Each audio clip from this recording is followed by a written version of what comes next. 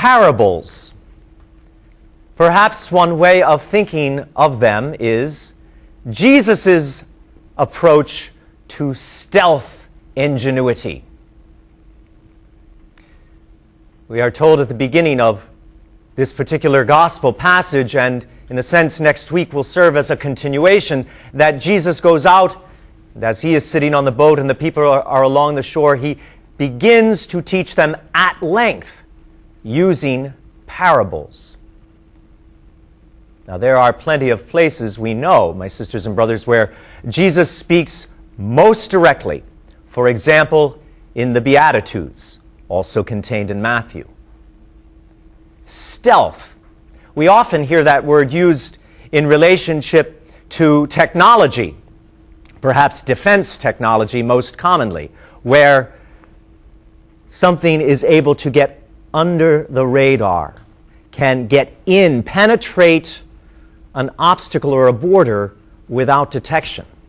Now, obviously, the last thing we want to suggest is that Jesus is trying to get inside us to do anything wrong or evil. No, he is here only to bring good, only to bring life. But in a sense, parables are stealth. They're less directly to the point so that we can unfold what they mean, that we can use our wills as we come to ask, what does this mean?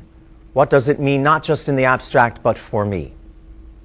There is a story told of two brothers, and the one brother said, "Our father is very wise." The other son said, "I don't think he's so wise, and I'll prove it." So early the next day, he went out into the woods and caught a bird in his hands. He summoned his other brother, and they together went into the father.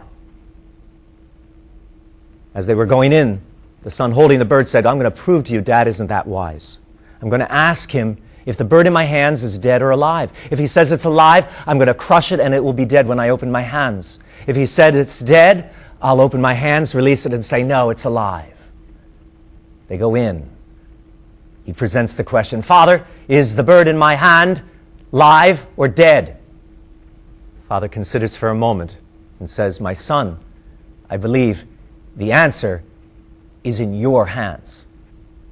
Yes, God's word bears a truth that is not subject to my opinion, and yet how I apply that truth is very much dependent on how I place my will in the loving hands of God to work with it to bring more life, even where I think I'm already alive.